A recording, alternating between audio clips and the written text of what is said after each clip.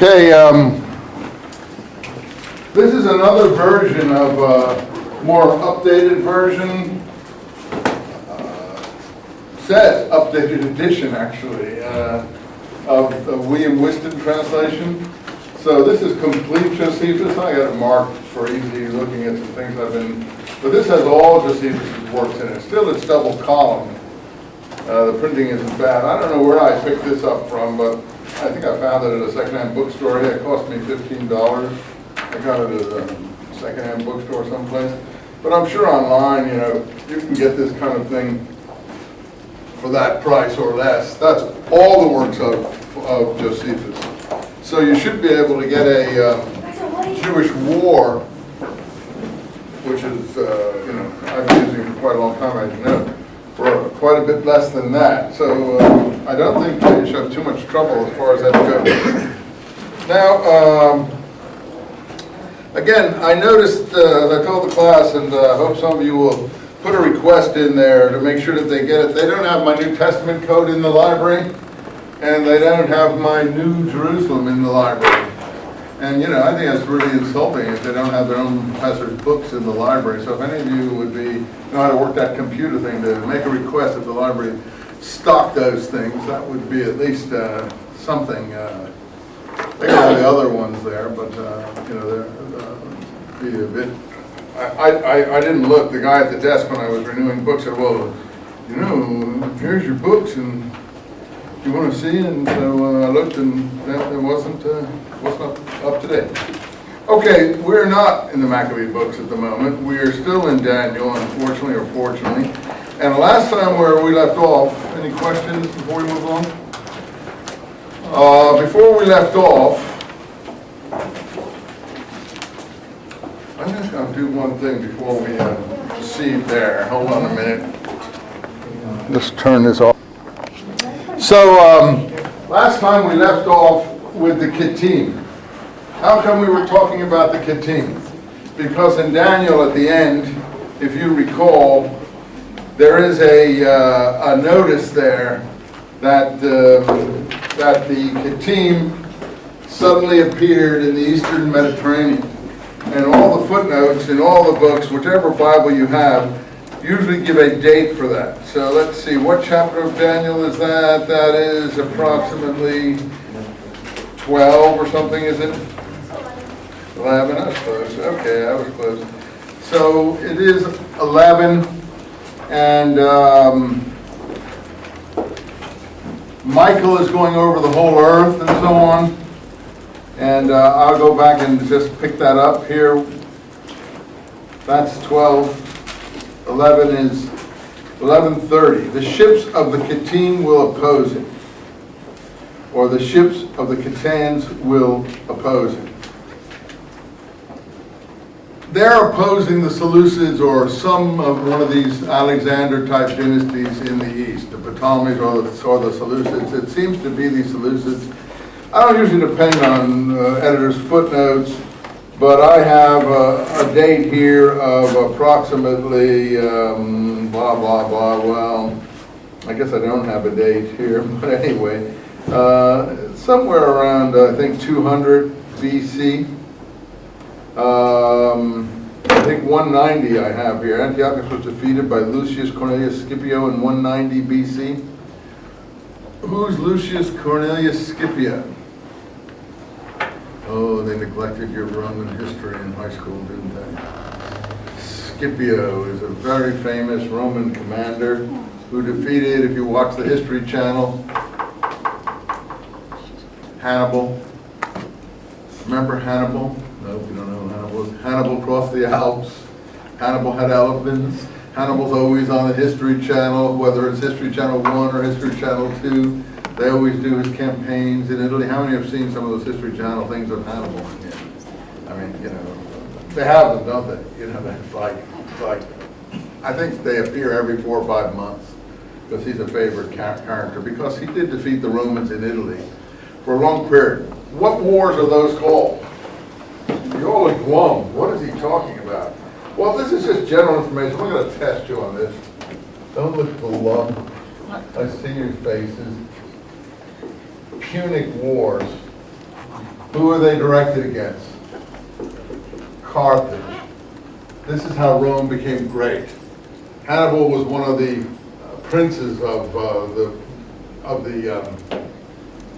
royal family in Carthage. Where's Carthage? North Africa. If you've seen the Patton movie, Patton in the movie goes out and looks at Carthage. How many have seen the Patton Academy Award-winning movie with George C. Scott? Oh, okay, you haven't even seen that. Oh, you saw it. You know, in the middle of the campaign, he goes out and looks at the ruins and says, I was there, I was there. You don't remember that scene? How many remember that scene? Just you and me, huh? God almighty. See, Patton, it's a good movie, you know, even though it glorifies him. It's really good stuff. Written by people who knew their history. Same people who did the first year of that Rome series on HBO wrote that Patton movie. That guy's pretty good to write some of those things. He also wrote a movie about Geronimo, which was pretty good as far as historical things. Some people know history, some people don't. In any case, Carthage is North Africa, present-day Tunis. Why was it important ultimately to the Romans? Well, they wanted to crush, there was a competing empire there. In the History Channel presentations of it, they show what the harbor at Carthage was. It actually was a circular harbor that they built that had all kinds of dry docks. It was incredible, wasn't it? I mean, you just would, because they reconstructed it, you wouldn't believe that they could have such a modern harbor facility. I don't know, I think it could accommodate some 135 boats or something, and you know, dry dock facilities for about 30 or 40 boats, and it's just an incredibly advanced harbor facility that the Romans destroyed. And Scipio was the general who destroyed them. One of the reasons I'm interested in Scipio is that later on, one of the laws that I refer to in my New Testament code books, the Lex Cornelia, I think it's this.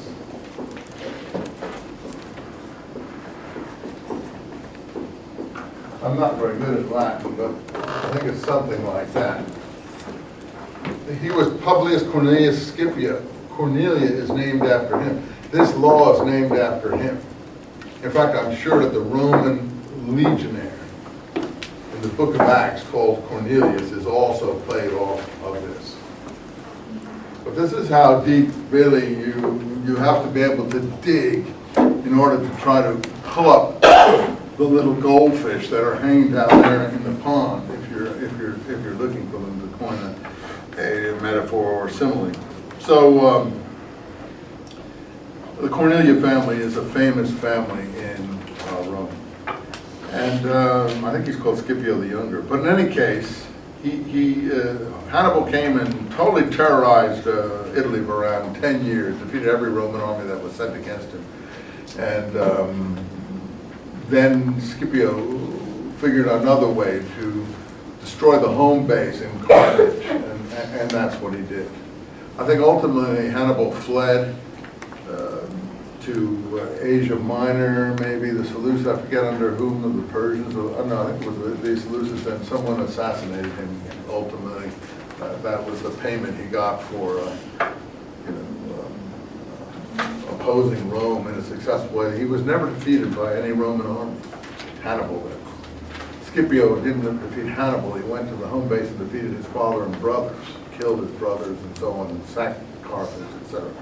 So this reference in Daniel is part of what are called the Punic Wars. Why are they called the Punic Wars?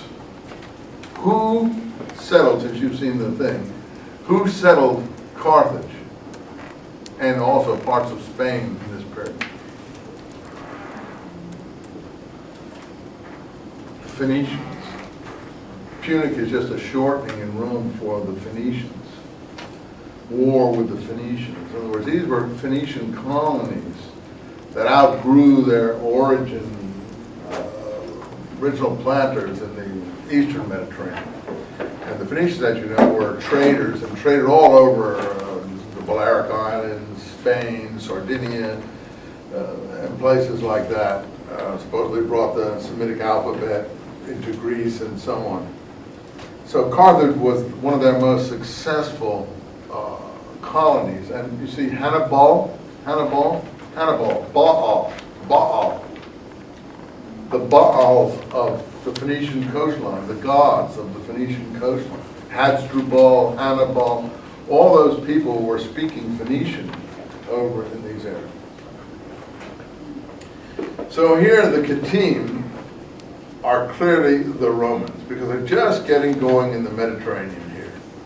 They're the ones who defeat the Phoenicians or the Carthaginians in the eastern Mediterranean. And at this point, the Romans are looked upon sympathetically, because the Jews and the Romans have common enemies, the Seleucids, the Phoenicians, and so on and so forth. So Daniel is not against them.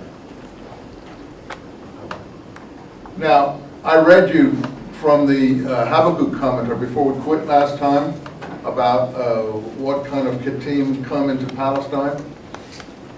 And vis-a-vis carbon testing that you were asking me about, I said that was one of the many internal markers that showed these documents had to be, some of them anyway, most of the sectarian documents from the Dead Sea Scrolls had to be 1st century. That could not be a 2nd century BC marker. Internal data tops external data, as I make that point over and over again in my work, of the kind that exists for the Dead Sea Scrolls. What is external data? External data is what most of the scholars that you're dealing with around who don't do history or read documents, if you don't do history or read documents carefully, then external data is easy. So there are 2 kinds of external data. Paleography. This pen isn't doing too well. Paleography. Archaeology too, but that's always questionable, and no one ever agrees on that. And unfortunately, something that people like myself call for carbon testing. So none of these are secure enough and have margins of error that are tight enough to rule out an opposing theory in the time frame that we're dealing with. And where, since they're not secure enough, where the internal data is clearly opposes the proposed internal dating of a carbon testing with a margin of error of 100, 200 plus or minus years, or a paleography we don't even have any documents to compare the handwriting. Paleography is handwriting. I'll explain it to you. I'll take a little diversion here. The reason Dead Sea Scrolls scholars got into, first of all, paleography, handwriting is, I'll tell you why. You're writing things in your notebooks now. Suppose I came around the room and took the page out of your notebooks and ripped it all up and threw it in the middle of the floor, a whole pile of stuff. How would I separate all those out to know who wrote it? Well, actually, your handwriting does look like something. So maybe someone might have a similar handwriting, but mostly your handwriting is fairly individual. I wouldn't say it's unique. I would start, separating the piles out into the handwriting that looked like each other. So if you look at the scrolls from Cave 4 in the Dead Sea Scrolls, there's like maybe several 100,000 fragments. So they got to be the scholars looking at these things got to be pretty proficient to grouping like fragments together, and then finally sort of developing manuscripts out of broken pieces and things. That doesn't mean all the scrolls are like that. So therefore they got very into letters and types of letters, and they thought that they could sequence them. Well, in an ideal state they could sequence them. But the problem is they don't have any control documents. I'm thinking of the O.J. Simpson trial in Los Angeles and trying to control some of the stuff they had there that they were making claims about. I can't remember exactly what at the time.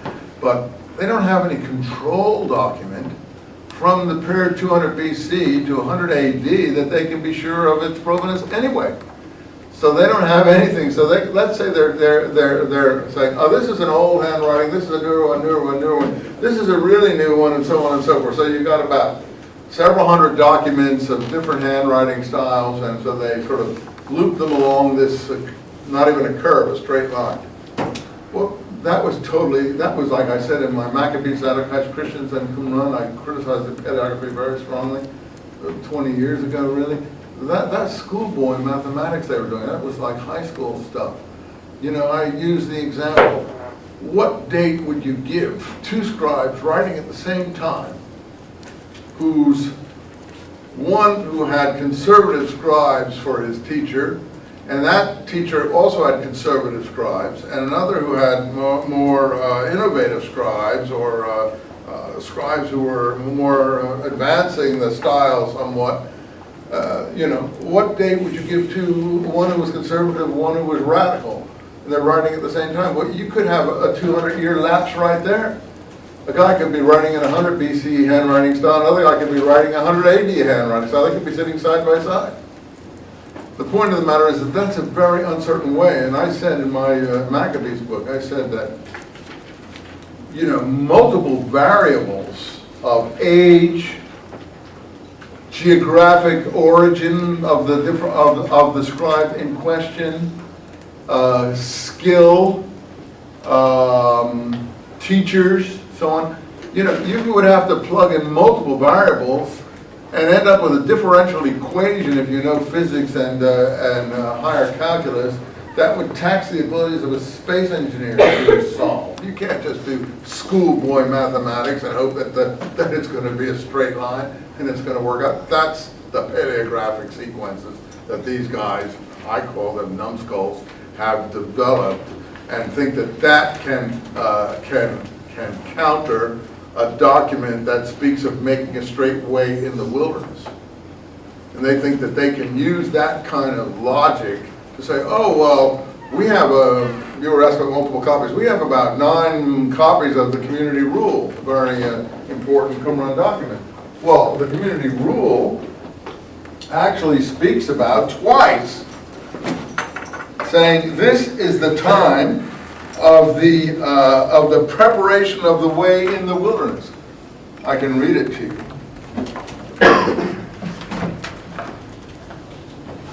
This is the time of the preparation of the way in the wilderness. Let's see if I can get you a good place to begin that particular.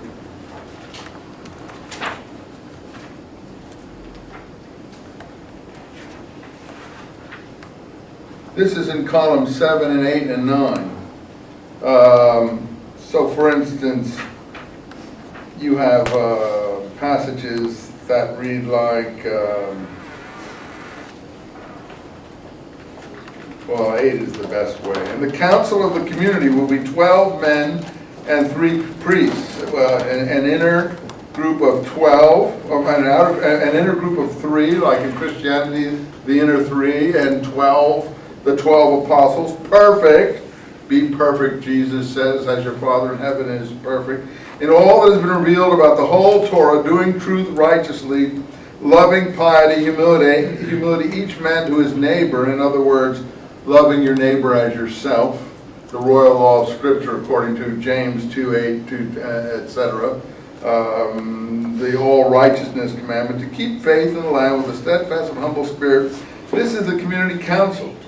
And the council of the community shall be established in truth like an eternal plantation, a house of holiness, a holy of holies for Aaron. And they will make atonement for the land, just like Christianity portrays Jesus is doing, making atonement for everybody. But they will also pay the wicked their reward. That is, they will be in heaven, like Peter at the gate, judging, making the last judgment. They pay the wicked their reward at the last judgment. They will be a tested rampart, a precious cornerstone. All this early Christian language here. And they want to put this document because they have an early exemplar that they'll put in the 2nd century BC on the basis of handwriting only. But the internal data, it's got baptism in it. It's got baptism in seas, streams, and rivers. It's got Holy Spirit baptism basically in it. It's got, I'll show you when I do it. That's what I call internal data.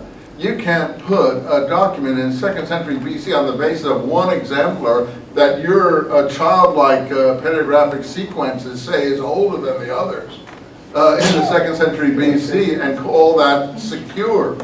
That is possible, but it's not secure. So I'm saying the paleographic sequences might work in the best of all possible circumstances, but in the worst they may not. Let me just go along here a little further.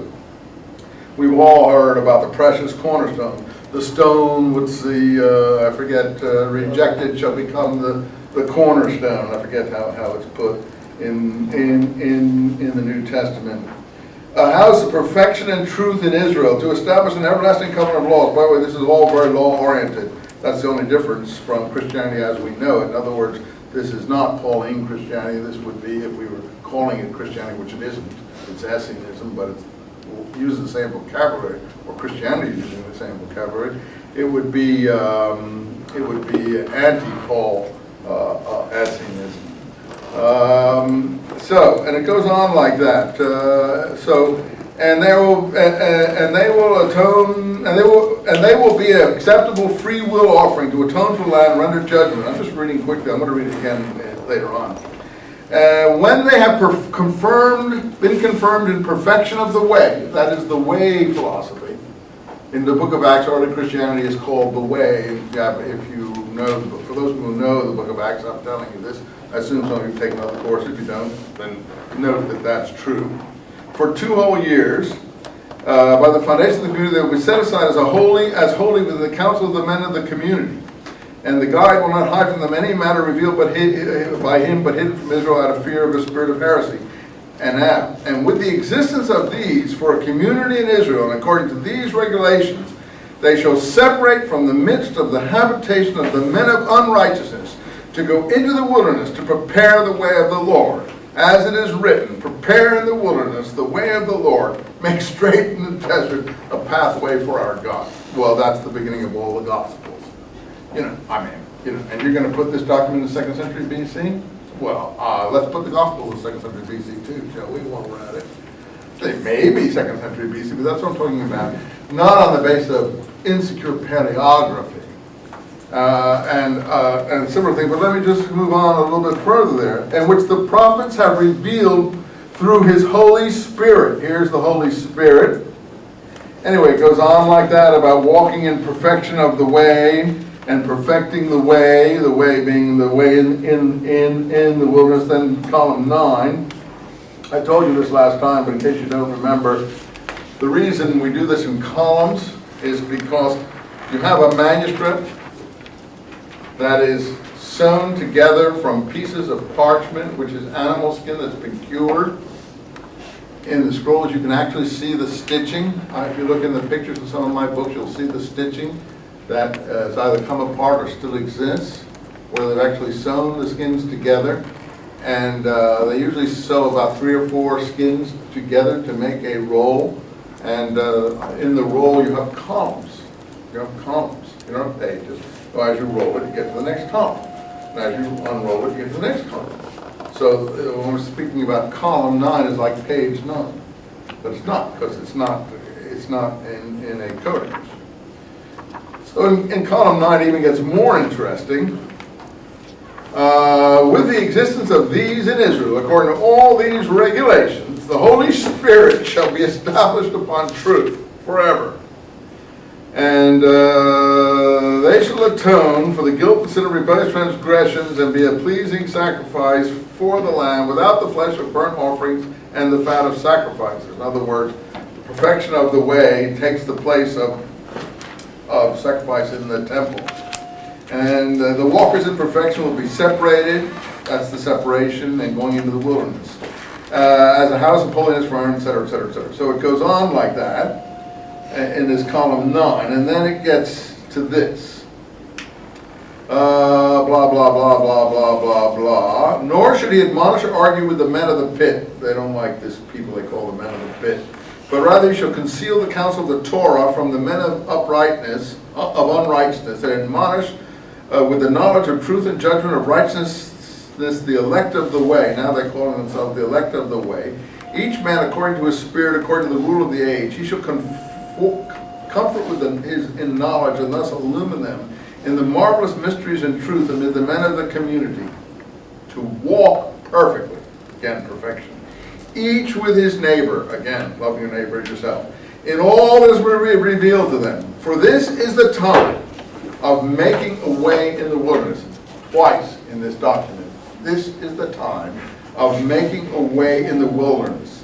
Therefore he shall instruct them in all that has been revealed, they shall do, and doing is very important, instead of faith it's works, to separate from any man who has not turned his way away from all unrighteousness.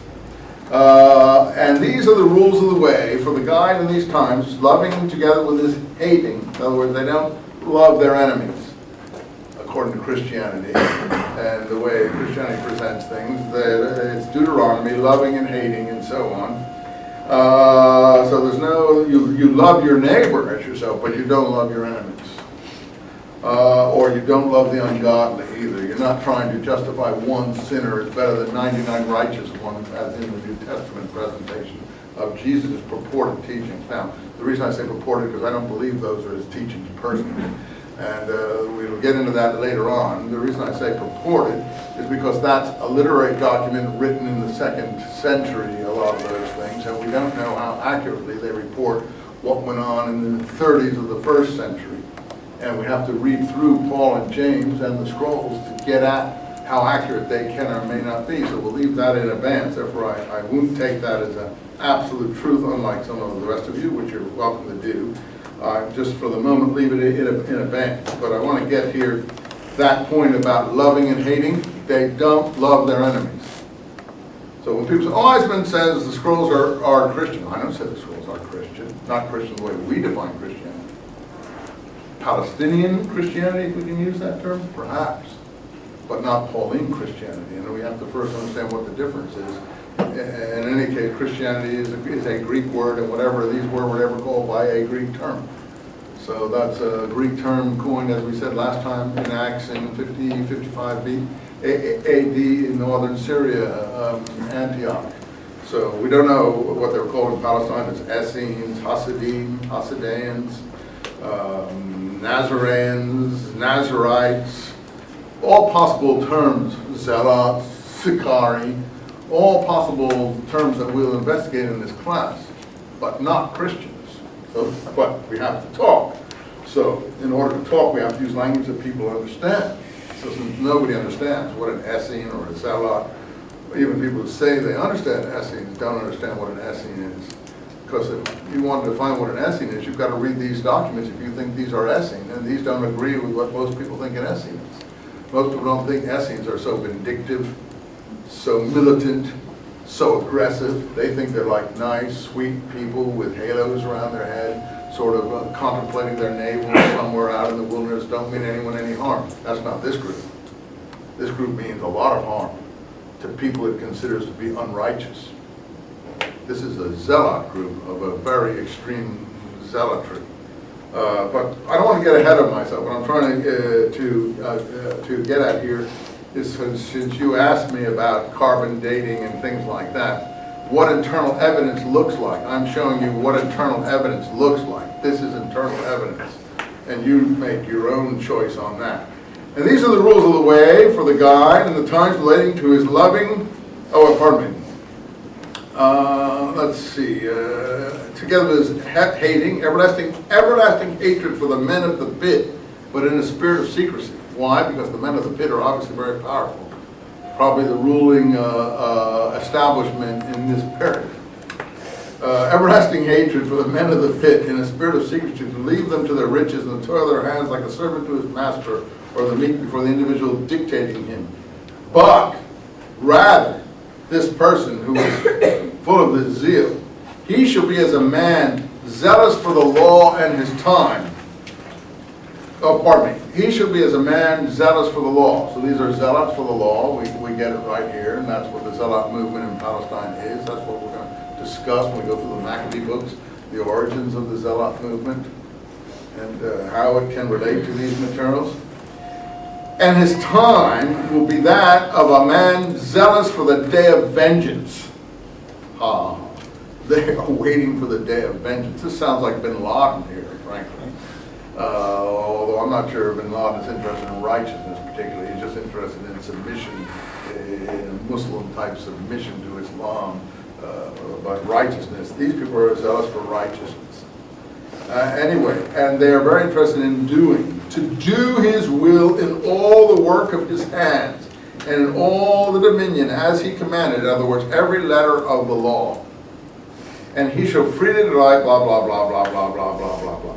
Okay, so that's what I would call internal evidence, and the fact that it twice uses the preparation of the way, and earlier uses, speaks about baptism, uses the Holy Spirit language. We don't see any documents from the 2nd, 1st century BC that even speak like that.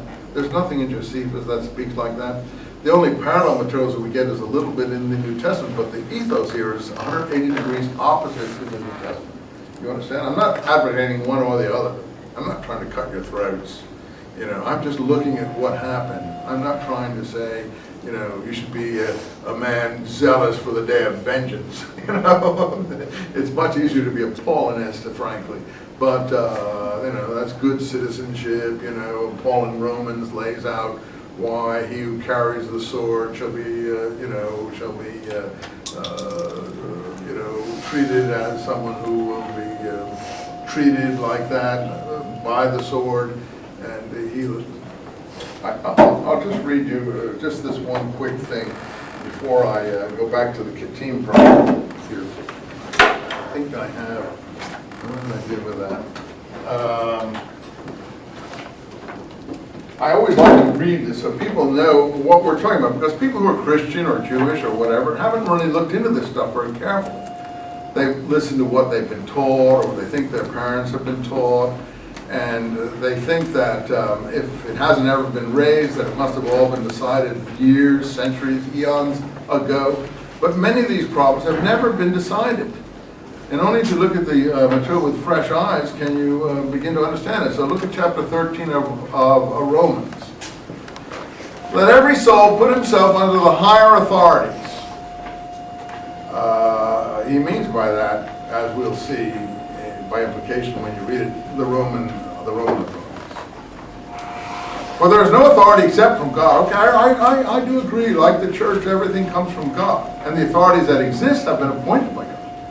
But you see, the authorities that we presently have, they've won historically. Paul believes in winning. So they've been appointed by God. So he who sets himself against the authority sets himself against the order of God. How's that for cynicism? You can't get much more cynical than that. You know, I've already beat you at your argument. You think you can rebel against the authorities? The authorities were put there. Hitler was put there by God. You can't rebel against him, because that was God's judgment, you know. I don't agree with that, obviously. I don't agree with it. I'm not saying what I or you agree with. I'm just trying to get the tenor of the man. Why some people in Palestine didn't like him. Others don't look at this closely, and they think it's as good. By the way, it's for getting along in the world. You don't want to get crucified. You don't want to get thrown in the Colosseum animal pit. You don't want to be tortured by the authorities like in Burma or in China or in Russia or in some other place. You'd be wise just to shut your mouth, even in Iraq and Baghdad, maybe even in this country.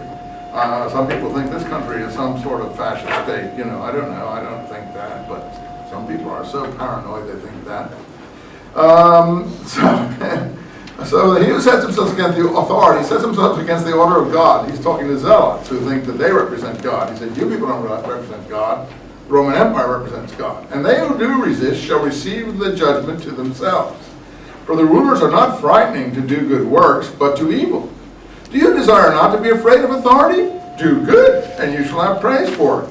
For it is a servant of God to your good. But if you do evil, be afraid, for it does not wear the sword in vain, that is the authorities. For it is a servant of God, a punisher for wrath of him that does evil. That is why it is needful to be under it, not because of wrath only, but also for the sake of conscience. He's going to argue later with people who do things for conscience. And conscience is usually a euphemism of his for obeying the law. So he's attacking the people who are obeying what they call a higher law, the law of Moses. I have no, by the way, I have no axe in this struggle. I'm just telling you what he does, what he's talking about. For because of this, you must also pay taxes, for they are the servants of God, always giving attention to the same thing. Then give to all their dues, taxes to whom taxes are due, custom to whom custom is due, fear for whom fear is due, honor to whom honor is due. Do not, okay, he goes on like that. For he who loves, do not owe anything to anyone except to love one another. There's the royal law according to the scripture in the letter of James. Love your neighbor as yourself. Just had in this document. For he who loves the other has fulfilled the law.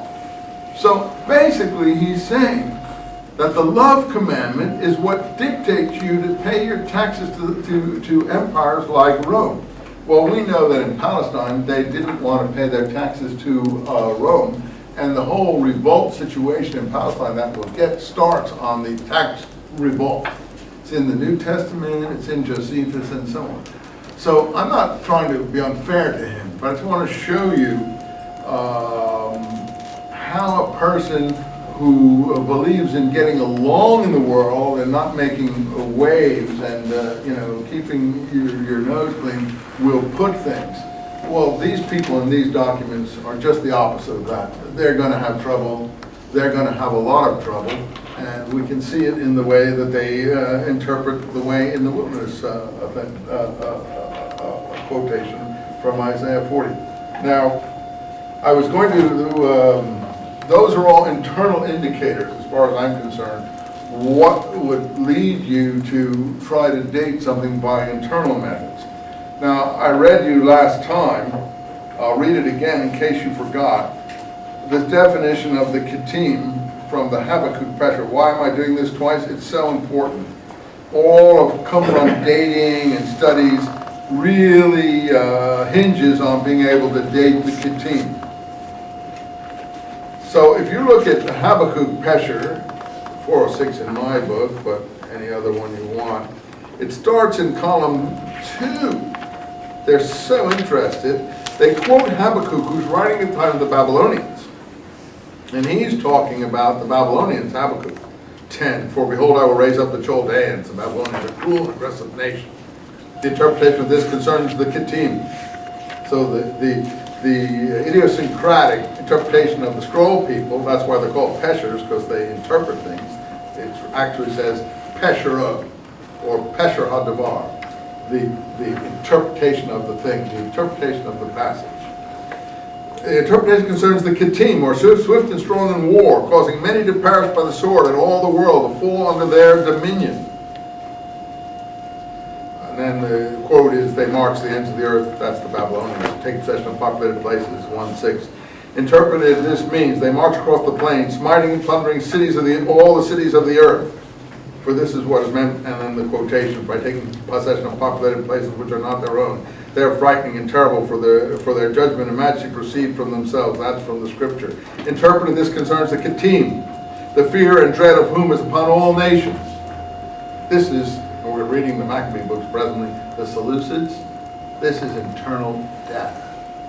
This argues against dating that is based on either paleography or carbon testing or otherwise, that would put this in something like 50 BC, when in fact it's 50 AD, this particular document at least. I'm talking about this Habakkuk Pesher document, because of the sacrificing of their standards and worshiping their weapons of war, which is a custom of imperial Rome. So it has to be after Augustus. Any case, interpreted, this concerns the Kettim, the fed and dread of whom is upon all nations. That's why you see Kettim is so important. And in their council, all the evil plotting is planned. Oh, well, that's the Roman Senate. You don't even have to have a lot of brains to see that. They deal with peoples with cunning and deceitfulness. Their horses are swifter than leopards and more swift than wolves. Do these people like the Kettim? No, they hate them. Because of what the Kettim have done to them. Their horsemen ride and hurl themselves from far and swoop down like an eagle. This is great stuff. And anxious to eat, all come to do violence, and the breath of their faces like the east wind. Interpretation concerns the Kettim, who trample the earth with their horses and pack animals. I can just see the Roman armies coming with their pack animals. It's so vivid. And they come from afar. From the islands of the sea, the western Mediterranean. For them, it's the western Mediterranean. No, other than that, it's Alexander. I don't think it's him.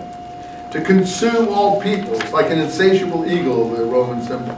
And they speak to all peoples with anger and ill will and fury and livid faces, for this is what is meant by the breath of their faces like the east wind, and they gather captives like sand. They scoff at kings. See, this document really is upset about the Romans. I think it's right in the middle of the war against Rome. They scoff at kings, they ridicule leaders. Its interpretation is they jeer at the mighty and sneer at honorable men. They deride kings and ministers. They make light of large armies. They laugh at fortified cities. They batter down earthworks and capture them. Its interpretation concerns the leaders of the Kittim who despise the fortresses of the peoples. I will explain that to you when we get to it at the end of this course. But the peoples to me is an allusion to the Herodians, and I'll explain why it's an allusion to the Herodians when we get to it. The Herodians had these fortresses like Masada, like Machaerus, where John the Baptist was executed, like another place called Hyrcania. These were originally Maccabean fortresses, and they later became peoples is a name for people that the writers of this didn't consider to be really Jewish. And we're going to call them in another document the kings of the peoples. Laughing at them contemptuously with a mighty host, they encircle and capture them. This is not the Seleucids. And through terror and fear, they surrender into their hands, and they destroy them. And here it is, because of the sins of their inhabitants. Anyway, I don't want to read any more of that particular section, but let me go on to further along, column 6. And you deal with men like the fish of the sea, like creeping things, you rule over him. This is 5 at the end. All of them he takes up with a fish hook. This is from the original Habakkuk. Collecting them in a dragnet. That's why he sacrificed to his net. This is why he rejoices and celebrates and burns incense to his dragnet, since by then his portion is fat and his eating is plenteous. Its interpretation concerns the evil ones of the rulers of the Kittim, who collect their riches with all their booty. They come and take riches. That's what they're interested in. Plunder. Well, that we know that's what they were interested in. Like the fish of the sea. I think all those images in the Gospels relate to this fishing nets, pulling in the nets full of fish, going to the Sea of Galilee, dropping a hook into the Sea of Galilee, pulling out a fish with a Roman coin in its mouth, and therefore Jesus says, whose coin is in its mouth? It's Caesar's. Therefore render unto Caesar what is Caesar, and God what is God. So you're supposed to pay the taxes according to that particular parable or example or simile. But I think it's all based on these similes here, but we'll get to that. That's why I think the scrolls are so important. I'm getting way ahead of myself, but I want to show you why the Kittim is important, why internal evidence is important.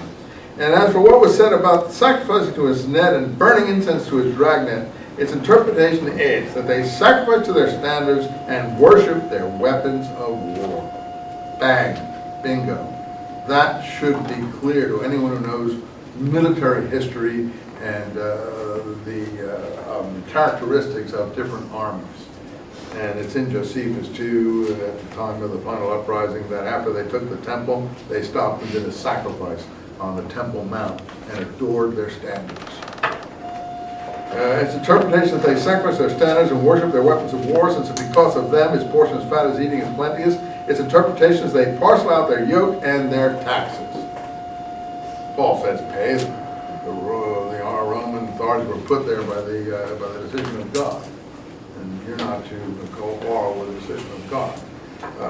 So you pay the taxes. But these people in Palestine said, no, we won't, and they paid the price. Paul's probably right on that basis. And so the rabbis agree with Paul. Rabbi Yochanan shot an arrow into the Roman camp according to Talmudic materials, as I told you last time, and said Rabbi Yochanan is a friend of the emperor.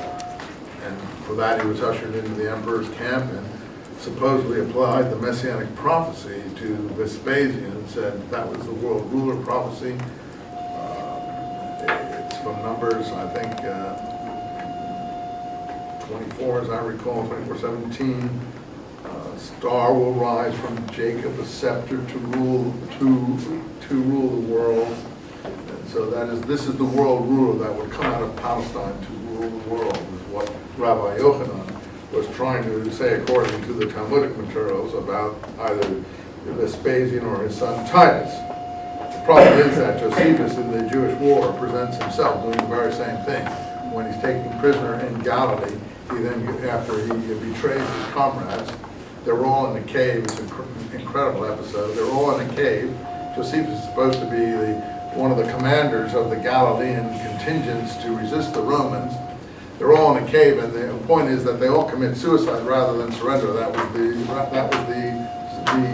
Zedot way. So Josephus says, we drew straws, and Josephus and a companion drew the short straws. Therefore, we killed all the others. Then he and I went out and surrendered to the Romans. They're supposed to kill themselves too. Of course. So he's proud of this behavior, but he's very frank and honest. You see, in the sense that he tells you what a sleazebag he is. You know, but this is how he survived. Yeah? We are on the day of his family. No.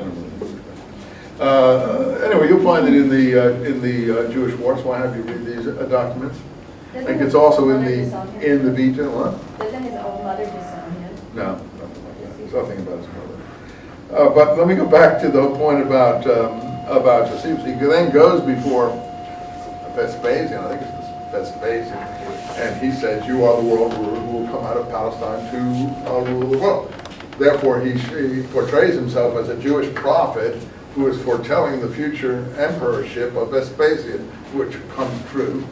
And so that's why he's promoted in the Flavian family to be one of their sidekicks, and gets the name Flavius Josephus and writes the Jewish Word of Praise himself and their actions in Palestine. Whereas Julius Caesar wrote his own Gallic wars, the Flavians can't write, they're too stupid. They need someone like Josephus to write their Jewish war for them and so on. Anyway, so again, what I'm trying to say is that it's not just Christianity as we know it that felt you had to get along with Rome, even though Christian history says the Romans persecuted us. Maybe later on, that's something of the 2nd, 3rd century, you'd have to look into that. But Judaism of the surviving kind says you have to get along with Rome. This is the third way. These people did not survive, but they left their manuscripts in the caves that did survive, so we know what they were thinking and how they were thinking. So they shouldn't have survived, they're nuts. Well, they may be nuts, but they're noble, they're very noble, and they're beautiful losers, if you want to call them that. So, you know, you can be a sleazy winner like Josephus or a beautiful loser.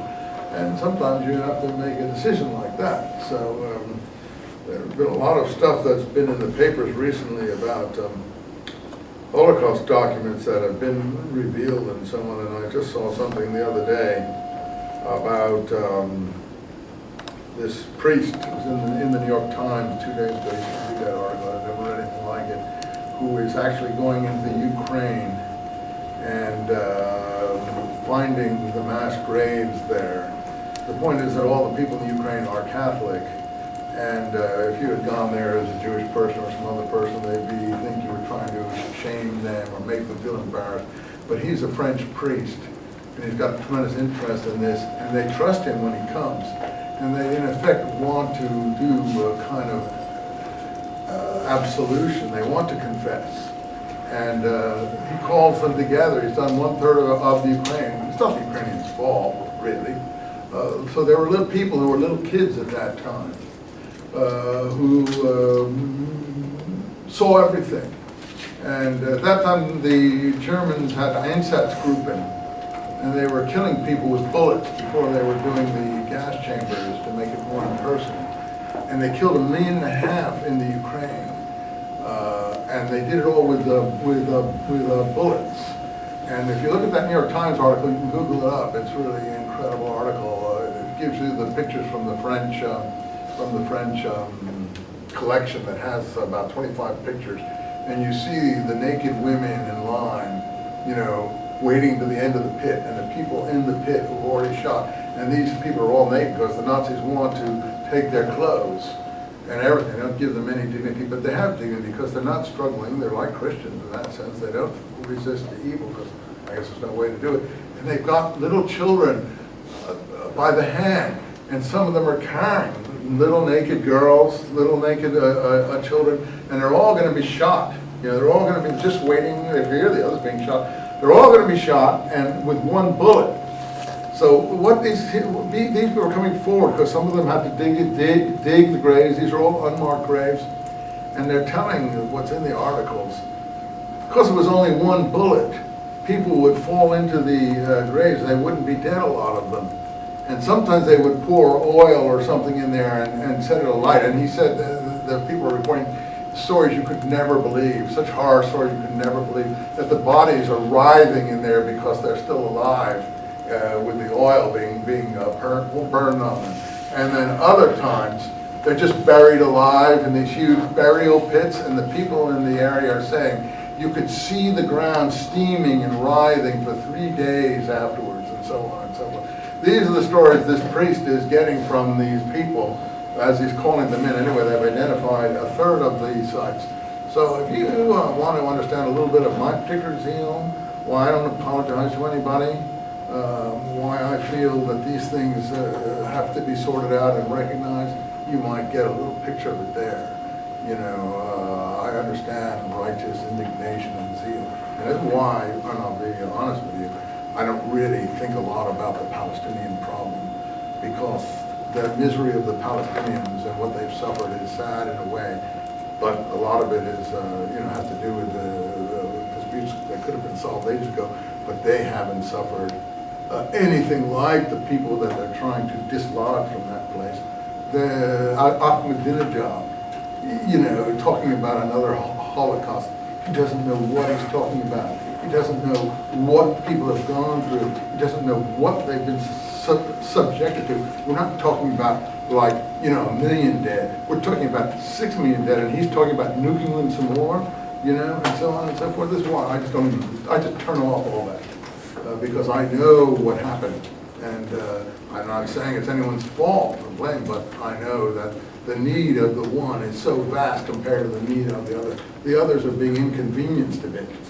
And maybe their life wasn't that great in the first place, but so maybe things are a little harder on them. No one's being lined up before pits with little children naked and being shot with one bullet, so all their bodies go into vast grave pits and are seething for 3 days thereafter.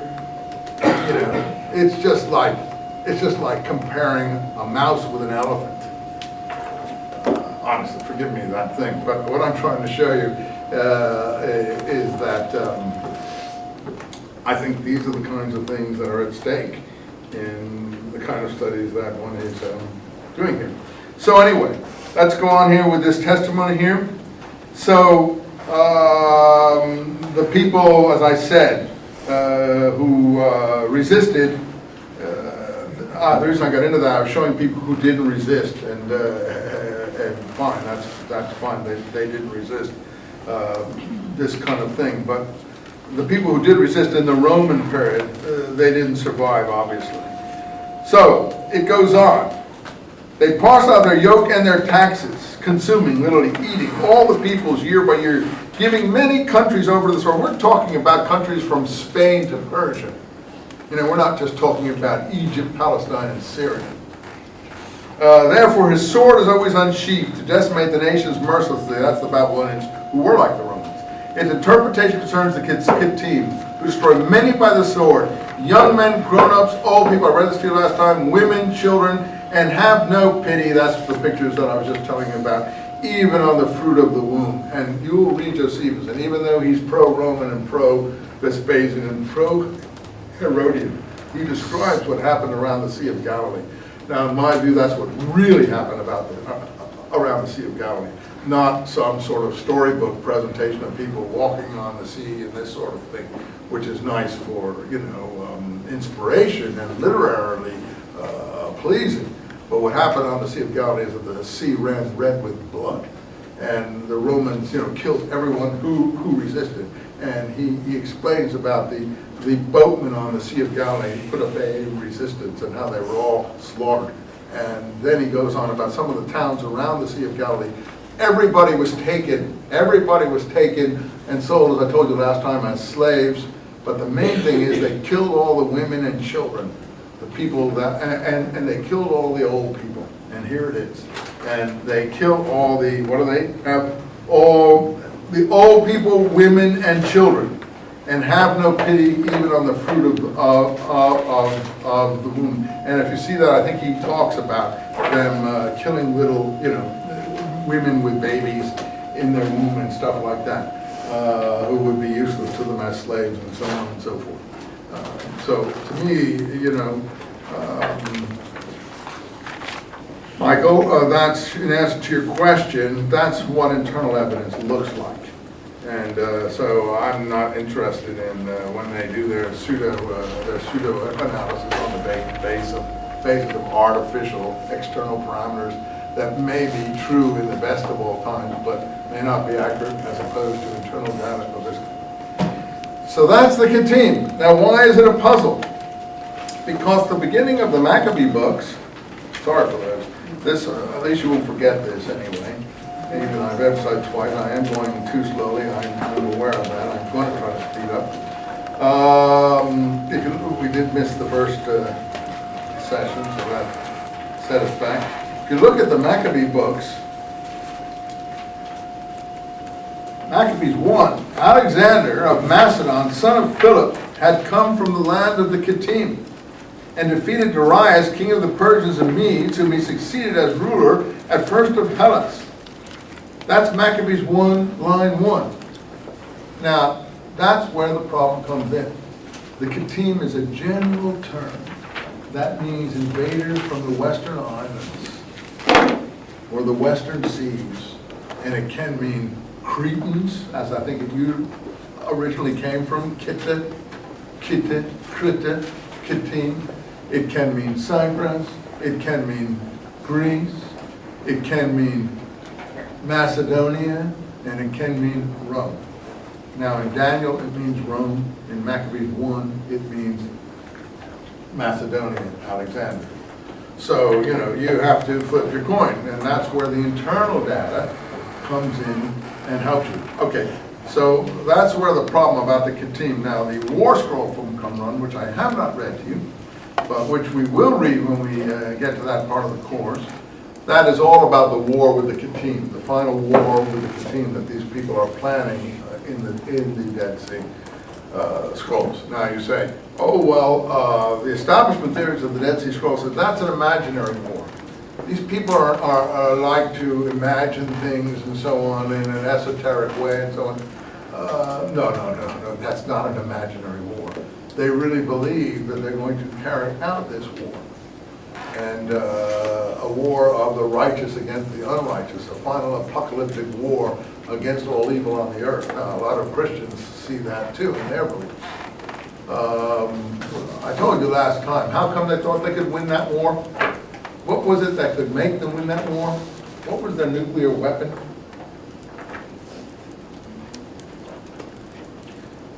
Well, Jesus is portrayed in the New Testament, and James in the early church literature, as implying it. And you will see the Son of Man, based on the Daniel material, coming on the clouds of heaven with the heavenly host to render judgment and so on and so forth. I think he's quoted 2 or 3 times in the Gospels in that vein, one in the trial before Pilate or the high priest, I forget the difference, you can look it up. James is quoted that way in the Eusebius presentation based on Hegesippus from the 2nd century. Any of you who had other courses know Eusebius is writing in the 4th century. He's Constantine's bishop. He comes from Caesarea in Palestine.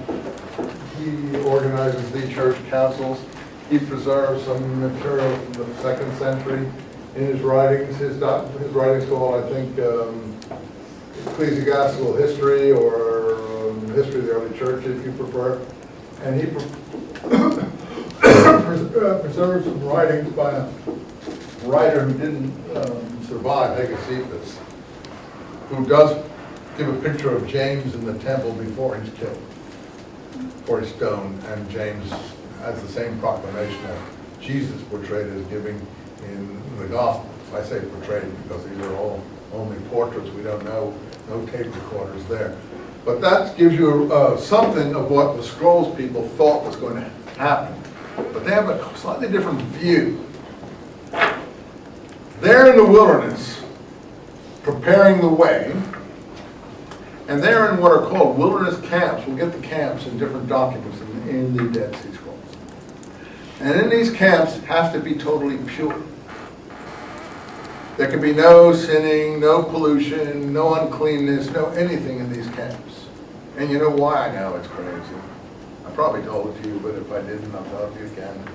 Because in their view, the heavenly host cannot abide human pollution.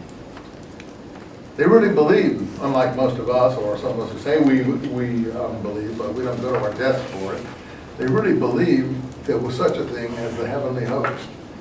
And when I was a kid, I think I might have told you, I used to think heavenly host. We used to read Psalms in class before the class began in school, before these were outlawed by the fair play people. Well, whatever you want to call it, the Psalms were really inspiring. We all liked them, you know, whether they were, you know, one religion or another. Each student had to pick out a psalm to read, and so you got to know the Psalms pretty well.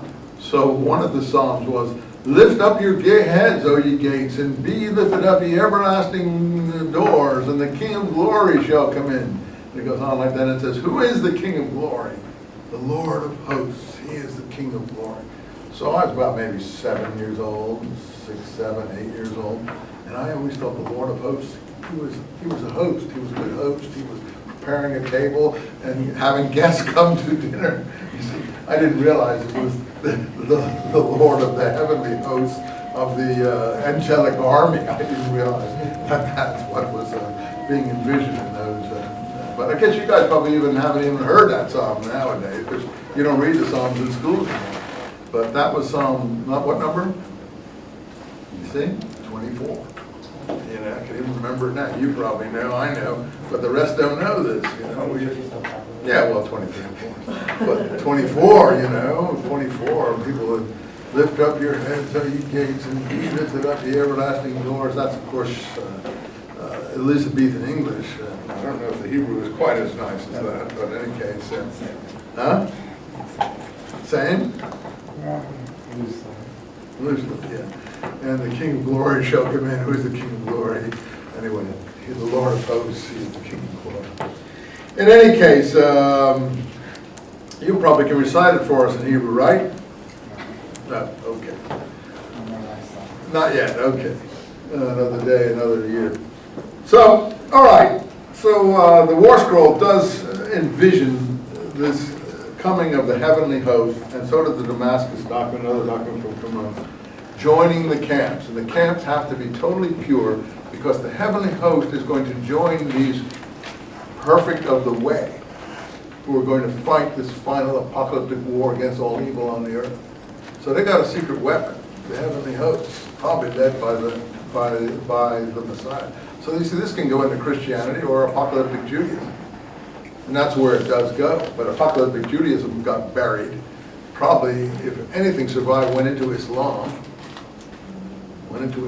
which is why you get it in the Koran, you know, revived in a different fanatical way. But, you know, in Christianity it was, you could say, I guess, thankfully for some folks, yes.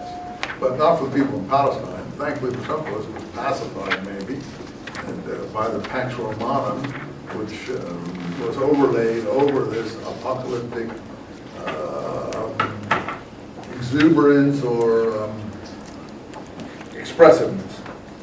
All right, let's finish this thing from Daniel so we can go and read the Maccabee books after the break.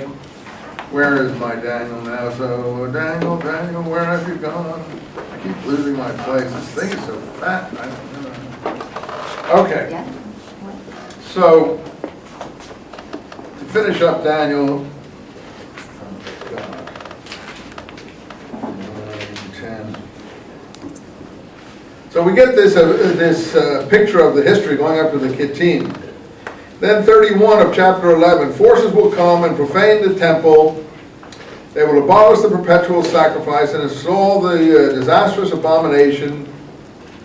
And here it will be explained. It is, as we said, the statue of the Olympian Zeus. It will actually say what it is.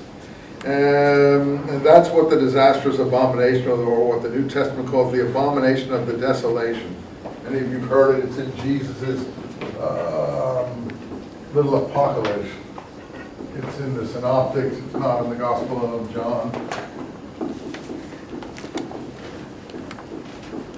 And that's from Daniel. And that has to do with these events that ended up with Antiochus Epiphanes putting this Olympian Zeus here. Those who break the covenant, we're going to hear about that in the Maccabees books, he will corrupt with flatteries. But those who know God will stand firm. The Maccabean, Hasidim, the Maccabean followers at one point are called Hasidim. Some books translate that into English. I use two S's, some do one S. It can be spelled either way, Hasidim. The reason I like to use two S's is because I like the parallel, this gentleman who knows about these things in our front row here will tell you, with Zadokites. We always spell Zadokites in Hebrew, the righteous ones, with two D's. This is a parallel term, Hasid. One's from Hesed, one's from Zedek. So I think Hasid should be with two S's too. It's not a TZ. Huh? It's not a TZ. Well, we're not worrying about whether it's a TZ or a Z. That's just a matter of how you're going to translate. I'm worried about the double letter. Not worried about the Z. I want the TZ, you can do the Sonic, obviously it's I don't want to confuse people, one has to, but the double letter is the key. So that's why I would do the double letter in Hasid, though in many books you'll find it with a single S. Zadik, righteous one, is always double D. Okay. So,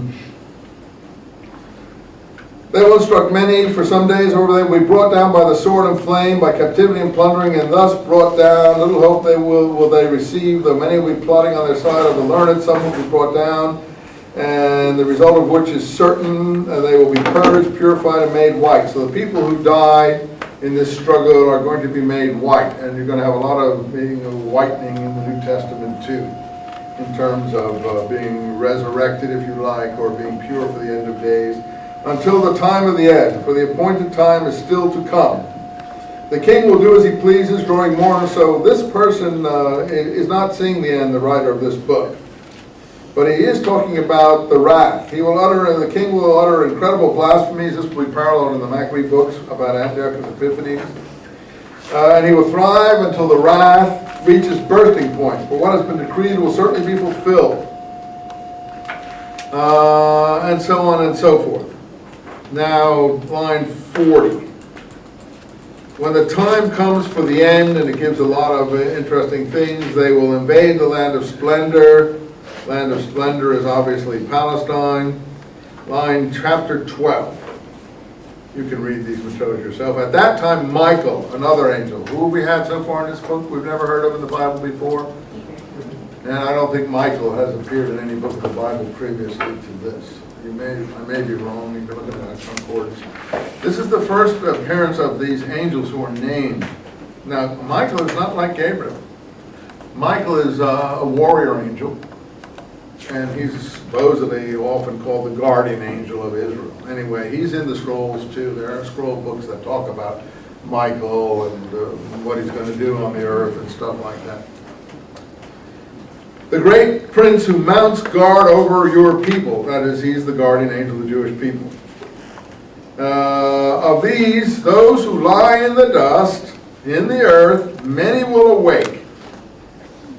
Some to everlasting life, some to shame and everlasting disgrace. Okay. Again, what's Daniel interesting for? The first expression that you can definitively say in any biblical book of the resurrection of the dead. You can point perhaps in Psalms to implications. You can say Ezekiel is talking about something in the bones passage. But Ezekiel is not talking about the resurrection of the dead in the bones passage. That's how it's been presented in spirituals and things, and the way people have tried to understand it. Ezekiel is giving a vision of the restoration of Israel. How our hope is gone, everything is lost, there's a valley full of bones, the kind of thing I just described to you, but God will not forsake Israel. And then they stood up a vast and immense army, meaning that at some time they will be restored and they will have this, but he's not necessarily speaking of the hip bone connected to the thigh bone and so on and so forth. It's more of an image of a restoration in the future. But anyway, some people think Ezekiel is talking about a resurrection of the dead. I don't think that that's the main thrust. In any case, it's not so specifically stated. Here it's specifically stated. Now there's a difference between this book, which seems to think of about a heaven and a hell. That is, some will awake to everlasting life, and some to everlasting disgrace. Yes, right? Isn't that true? Okay, in 2 Maccabees that we're going to read it after the break, the dead stay dead. Only the righteous are raised. Dead don't get raised. We don't have a punishing hell like in Egyptian mythology, or later Christian mythology, or eschatology, or even some of the other people who think of a Hades and so on and so forth. So I'm not sure if Hades there's punishment going on. There's more like just like an underworld, but not like Dante's Divine Comedy. This does have punishment and heaven. That's the first specific biblical text that mentions that. So Daniel is important in many ways. If you can find me another biblical text that you think says it as clearly as that, I'd be happy to hear it. The learned will shine as brightly as the vault of heaven, and those who instructed many in virtue as bright as the stars of all eternity. But you, Daniel, keep these words secret. Seal the book until the time of the end. So we have the end time, we have the wrath, we have the resurrection of the dead, we have the Kittim, we have all these new themes. Now, what I'm going to say when we look at the Maccabee books is that this is the new themes of Hasidic literature. That the Maccabean army are referred to as the Hasidim or the Hasidains. To my mind, this is Hasidic literature connected with that movement that they represent. Now, this is not a typically Jewish view or a Christian view. It's just what comes out of the texts. It's just what you see. This is new literature. Enoch will be part of that literature. And a lot of the other things, 3 and 4 Maccabees that we're not going to read. A lot of apocalyptic literature that is still Jewish in this period comes out of this literature. Then I, Daniel, looked and saw 2 others standing, one on the near bank and one on the other side of the river. One was dressed in linen, like the 2 angels in Jesus' tombs, according to some Gospels. Some Gospels have 2 angels, one angel.